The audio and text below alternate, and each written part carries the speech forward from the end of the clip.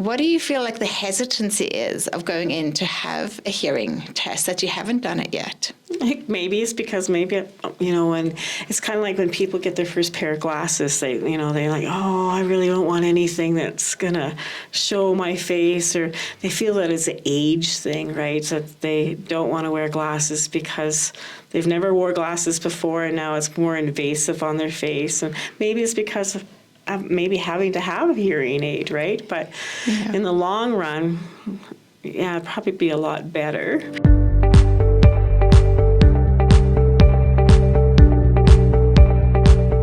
Welcome back to Hear Me Out with Belinda. Today in studio, we have Donna Gamble from I See Clearly, a mobile optician here in Okotoks. Welcome, Donna. Thank you for having me, Belinda. You are welcome. I'm excited about this show. We have practitioners from eyes and ears, two of our most common senses. So, that's right. Yeah. Let's start with the eyes. Let's talk about a little bit about what are the most common symptoms people would experience. Well, when they're driving, they'll find that they can't focus in on signs, and everything in the distance doesn't have that crispness to it.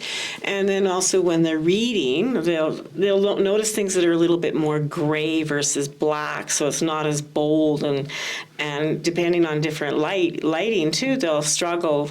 Not being able to see it. Like if they don't have good lighting, that black word's becoming very, very gray, and takes a lot of concentration for them to focus in on it.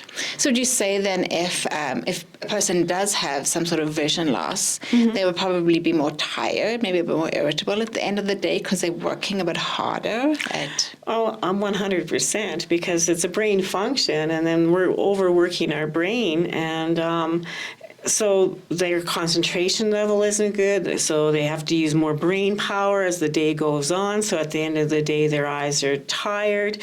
And I mean, also dry eye is a big problem in today, because a lot of people don't realize that maybe you should, look away from your computer every 20 minutes for 20 seconds and blink, because it's said that actually when we're on a computer, we only blink 7 times versus 12 times if we were reading a book. Wow. Mm-hmm. And for yourself, when you're doing the glasses, do you work with all ages, or is there a specific age group you're fitting?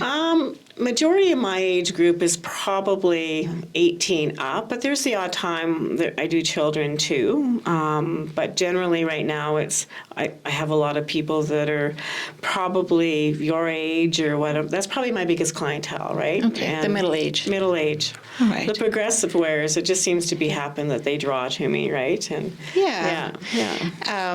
And what do you feel like, how often should people be changing the lenses and getting a new test? Well, the Optometry Association would like to see you every year, and that's great, especially if you have eye health issues like macular and glaucoma, cataracts, people that have diabetes or other diseases out there that might affect their eyes.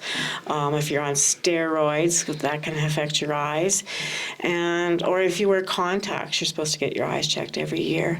And if you notice a difference in your vision, like, if something happens and you should go get it checked out, like, if you bump your head, you're going to maybe go get your eyes checked to make sure that there's no detached retina or something happening, or,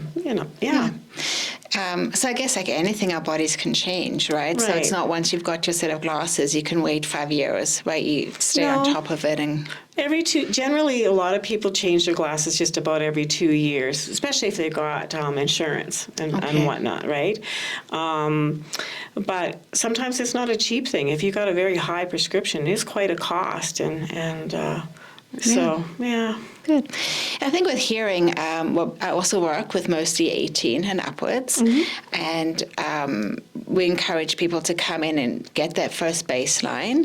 Presbycusis, which is natural aging of the auditory system, can occur any age from 45 onwards.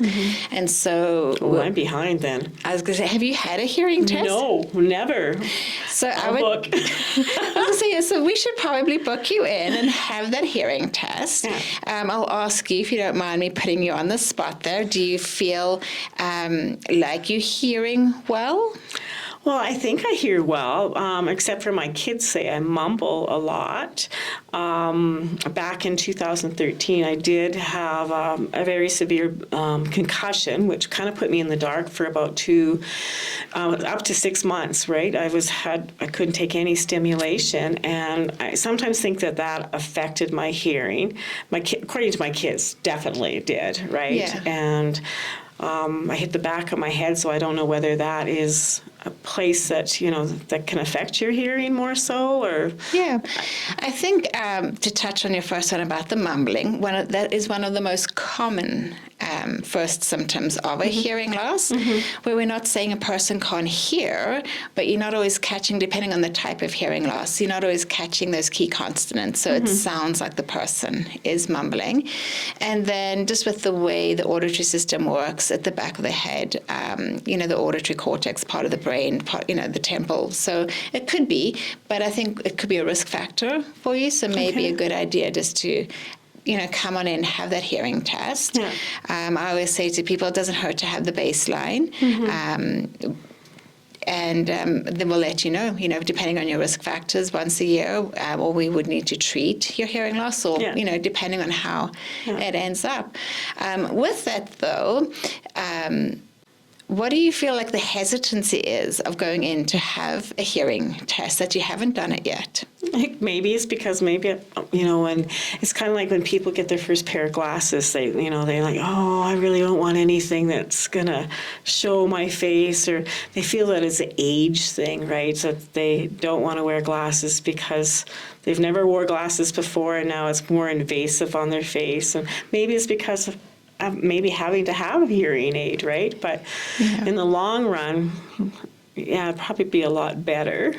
I can relate to that. I mean, I got my first set of glasses when I was 18, and I remember I have very sensitive eyes, and I remembered I was determined I was going to wear contact lenses. And I think at first I could only wear contact lenses for maybe an hour to a day, and eventually, I built it up that I could wear them. And then, of course, when middle age hit and I was told I needed those progressives and glasses, it was a real hard hit, right, to your self-confidence to get the glasses, get that prescription. But once again, the same thing, I can't work without it. And obviously my quality of life is so much easier having a good set of glasses. But I will admit mine are close to 3 years old. So I'm going to challenge you that I will have to get my eyes tested and come and see you. I'll come to see you because I'm mobile. Oh, okay. So mobile means you'll come and see me. And then, we can do it at the hearing clinic and book you in for your hearing test at the same time. That sounds like a great idea, because I know my kids would probably be very, very happy. And maybe I'll even try to bring a girlfriend of mine, because sometimes I think that she can't hear properly because she talks louder, right? Is that possible? It is possible, because remember, if you're not hearing your own voice, you're going to turn your volume up, right? And that could be a symptom of a hearing loss. But that could be a lot of fun. We will definitely book it. And then we could do a follow-up episode on me with, having my new glasses on and the differences. I mean, just to see if there is a difference for myself after 3 years. And then, for yourself, obviously how the test went for you and what the results were, if you don't mind. Maybe I should get my kids, because they speak, maybe it's them, not me. Maybe, but let's start with you first and see how that goes. Do you ever feel, I'm going to touch on how we first met, which is in this women's entrepreneurial group that you started. And do you ever, and I know from personal experience, I can be a little cynical about things. I think we've all been, taken advantage of.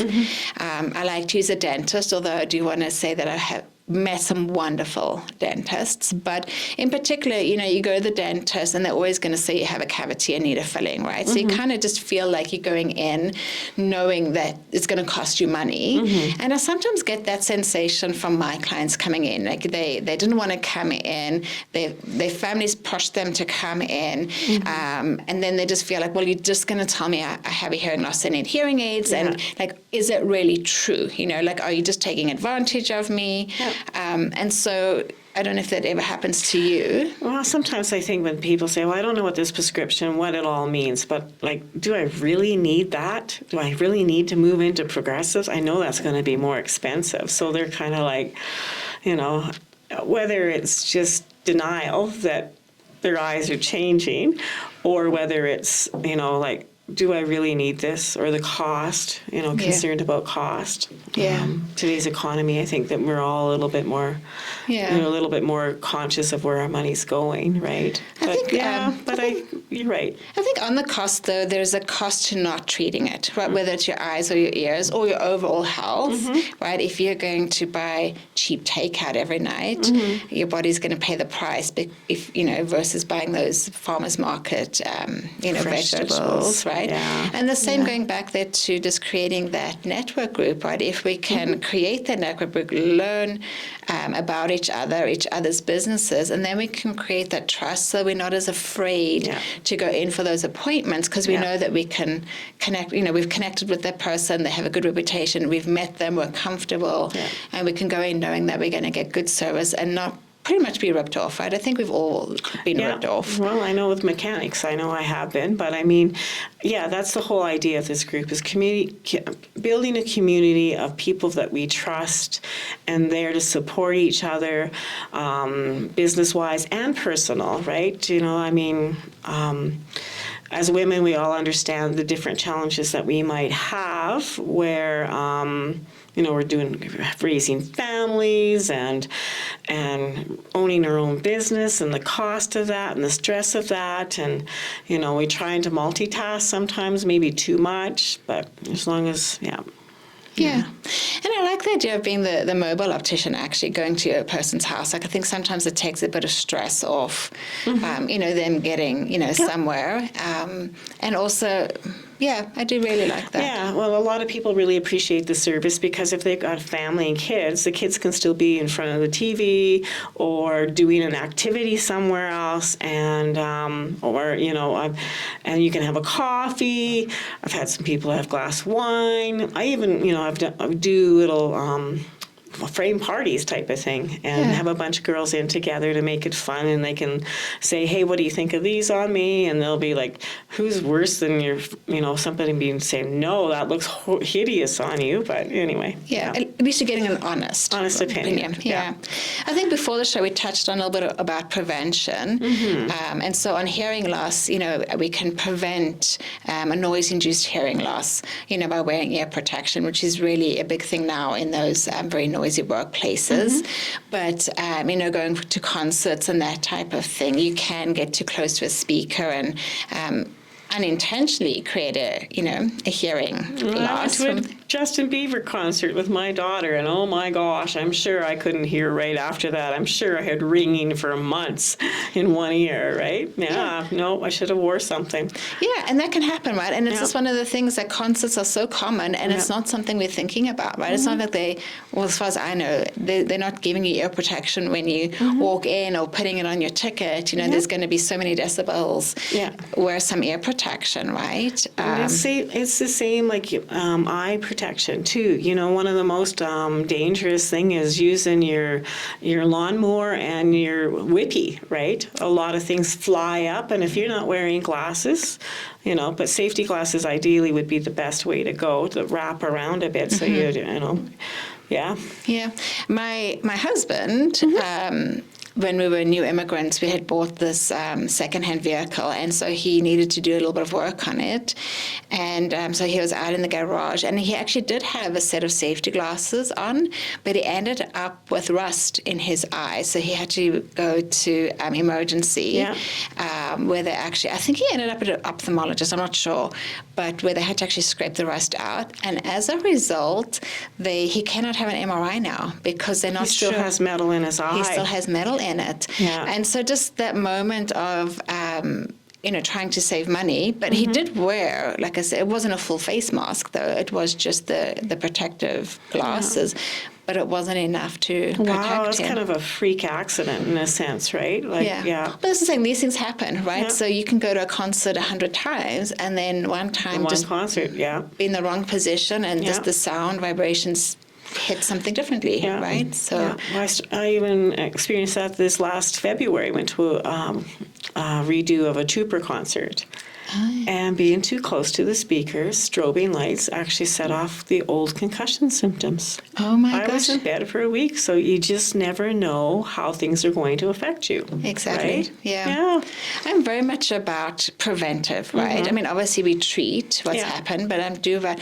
And when I was looking into the I See Clearly and looking at vision loss, I thought about, I don't know if you told here, but the whole story about how carrots will give you night vision. And I thought about, the propaganda from, the Second World War as to why it all started. And yes, we all know carrots are healthy for you. Beta carotene makes vitamin A, I think it is, which is necessary for strong eyes.